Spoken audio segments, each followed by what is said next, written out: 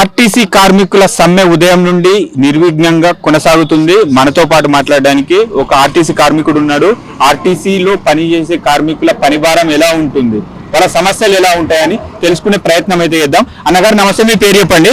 Nawaz Sharif, driver, Vemulawada depot. ఎన్ని సంవత్సరాల నుండి చేస్తారు? గత 12 సంవత్సరాల నుంచి వెమ్లవాడ డిపోలో పనిచేస్తున్నాను. ఓకే, ఎట్లా ఉంటది ఇప్పుడు గతంలో కంటే ఈ 2 సంవత్సరాల నుంచి ఈ పథకం తీసుకొచ్చి ఫ్రీ బస్ చేయబట్టి కొంచెం లోడ్ అయితే ఎక్కువైంది. సో దాని గురించి చెప్పండి. గతం కంటే ఈ రోజుల్లో మహాలక్ష్మి స్కీమ్ కి చాలా డ్రైవర్ కు కానీ కండక్టర్ కానీ చాలా ప్రాబ్లం ఏర్పడుతున్నాయి. మనకు బస్సులో 45 మంది కెపాసిటీ సీట్లు ఉంటాయి. అంతకు మించి ఒక్కొక్క బస్సులో ఆర్డినరీలో పల్లె వెలుగు బస్సులో 70 మంది కంటే 80 మంది ట్రిప్ విలేజెస్ లో పోతే 100 మంది విలేజెస్ లో సింగిల్ డ్యూటీ నడుపుతుంది. కాబట్టి ఆ రూట్ లో 100 మంది కంటే తక్కువ ఉండరు ఆ బస్సులో. ఫర్ ఎగ్జాంపుల్ తిమ్మాపూర్ రూట్ ఉంది, మరియు మరిమడ్ల రూట్ ఉంది. ఈ 2 రూట్లు అయితే చాలా కఠినమైన రూట్లు. కండక్టర్లకు, డ్రైవర్లకు ఒక పరిష్కారం ఎట్లా ఉంటుంది అంటే, అసలు బాబు నీటి చేసుడా వదిలిపెట్టి వెళ్ళిపోవడా అన్నట్టు ఉంటుంది. ఒక్క టికెట్ మిస్ అయినా కూడా అందులో ఈ రోజులో ఆడవాళ్ళు, మహిళా శక్తి వాళ్ళు ఎలా ఉన్నారంటే, అడిగి తీసుకుంటేనే కండక్టర్ వచ్చి తీసుకుంటేనే టికెట్ తీసుకుంటాం, లేకపోతే మాకు అవసరం లేదు అన్నట్టు తీసుకోవడం లేరు. అన్ని అడిగినా కూడా కండక్టర్ అమ్మాయి టికెట్ తీసుకోండి, మేడం టికెట్ తీసుకోండి, అమ్మాయి టికెట్ తీసుకోండి అని అడిగినా కూడా వాళ్ళు ఫోన్లు మాట్లాడుకుంటా, వాళ్ళు టైంపాస్ చేసుకుంటా, బస్సులో కూర్చొని ఫోన్లు మాట్లాడుకుంటా టైంపాస్ చేసుకుంటా, వాళ్ళు కండక్టర్ వచ్చినా కూడా నువ్వు రాలే రోజుకి అంటే కండక్టర్ ఎంతమంది 100 మందిలో పోతాడు వస్తాడు, ticket please, ticket madam, ticket తీసుకోండి, అడిగి తీసుకోండి అని గొంతు పోతుంది కండక్టర్లది. అలాంటి టైంలో అంతా చెప్పినా కూడా ఈ ప్రజలు మహాలక్ష్మి స్కీమ్ లా ఎలా వర్తిస్తున్నట్టు ఒక డ్రైవర్ కండక్టర్ తోటి వీళ్ళు ఇంకెళ్ళే వీళ్ళతో అయింది ఏముంది, కానీ మీకు మాకు అయ్యేది ఏం కాదు అలా. కాకపోతే మా జిందగీ, మా జీవితం, మా భార్య, మా పిల్లలు, మా అమ్మ నాన్న రోడ్డు మీద పడిపోతారు. మా ఎంత ఆధారం పడి ఉంటారు. వీళ్ళు గమనించరు.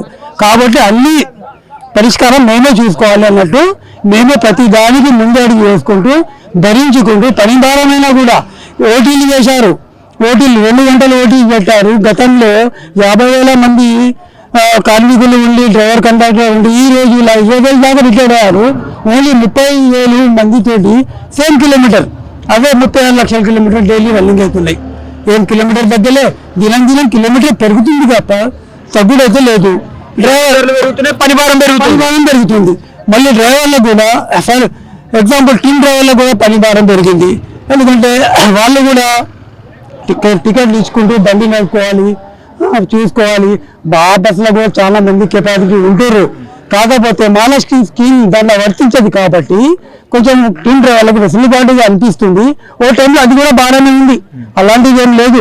అందులో కూడా డ్రైవర్ బండి ఆపి టికెట్ల గురించి పోయి ఒక విభాజించాలంటే ఏమన్నా ఎంతసేపు ఆపినావు. ఎక్కువ పని భారం పల్లె వెలుగు ఎక్స్ప్రెస్ బస్సులకు ఉంటుంది. ఎక్కువ పని భారం పల్లె వెలుగు ఎక్స్ప్రెస్ వాళ్ళకే ఉంటుంది.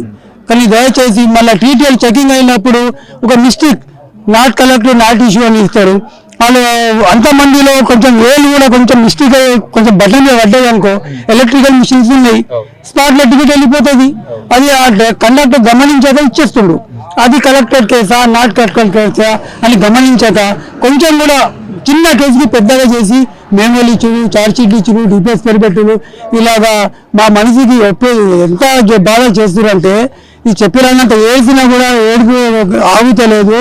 ఇది ఎలా అవుతుందంటే అసలు ఏందిరా ఈ బతుకు, మా డ్యూటీనా, మా పనినా ఇది, మేము ఇలా చేస్తే ఎలా, రేపటికి మా పిల్లల భవిష్యత్తు ఎలా అని ఆలోచించి మా మనసుకి మేము చంపుకుంటూ, మా బాధ మేము భరించుకుంటూ, మేము టైంకి తినక, నీళ్లు తాగదామన్నా కూడా టైం దొరకక, అలాంటి టైంలో మేము ప్రజలకు, ప్రభుత్వానికి మంచి పేరు రావాలని ప్రజలకు సేవ చేస్తూ ముందడుగు పోతుంటే ఈ రోజు మాకు ప్రభుత్వం ఈ జవాబు ఇచ్చిందంటే, ఈ బహుమతి ఇచ్చింది. ఏ బహుమతి? మాకు వచ్చేటువంటి పిఆర్సీ లేదు, మాకు ఇచ్చినటువంటి ఏం బెనిఫిట్ లేదు. రిటైర్మెంట్ అయిన వాళ్ళకు పాపం వాళ్ళు ఈ అప్పులు తీసుకొచ్చి పిల్లలకు పెళ్లిళ్ళు చేయించారు, చదువులకు అప్పులు చేసిరు. మా పైసలు మాకు, గత ప్రభుత్వం మా పైసలు మాకు ఇవ్వక గత ప్రభుత్వం చేసిన విషయం ఈ ప్రభుత్వం కూడా చేస్తున్నది. గత ప్రభుత్వం ఎలా చేసిందో మనకు సిసిఎస్ లోన్లు కానీ పిఎఫ్ లోన్లు కానీ మన పైసలు మనకు ఎస్ఆర్పిఎస్ 50 రూపాయలు కట్ అవుతాయి నెలకు. ఆ పైసలు కూడా వాడుకొని ప్రభుత్వం, గత ప్రభుత్వం వాడుకొని మాకు పైసలు లేకుండా మాకు బిచ్చగాళ్ళుగా చేసింది. కనుక దయచేసి ఈ ప్రభుత్వం మన గురించి ఆలోచించి మా పైసలు మాకు, మా పిల్లగాళ్ళ భవిష్యత్ గురించి, మా ఆడపిల్లలు మా బిడ్డల పెళ్లిళ్ళ గురించి, మా ప్రతి ఒక్క ఆరోగ్య సమస్యల గురించి ఆలోచించి మాకు సహకరించాలని కోరుచు జై ఆర్టీసీ, జై జై ఆర్టీసీ. ఇంత ఒత్తిడితోటి పనిచేస్తున్నారు, మీకు జీతాలు సరిపోతున్నాయా? మీరు పనిచేసిన దానికి న్యాయం జరుగుతుందా? ఈ పిరమైన కాలంలో మా జీతాలు మాకేం సరిపోతాం లేదు.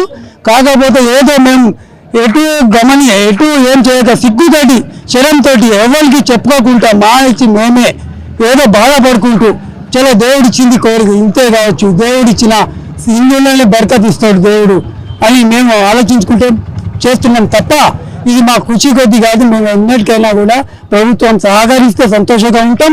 ప్రభుత్వం సహాయకి ఇట్లనే ఒత్తిడి చేస్తే మేము ఇంకా బాధపడి గుండెపోటో బీపీ షుగర్ బెరుగో ఏదో ఒకటి మేము దేవునికి ముద్దాడతామని కోరుచున్నాను. బస్.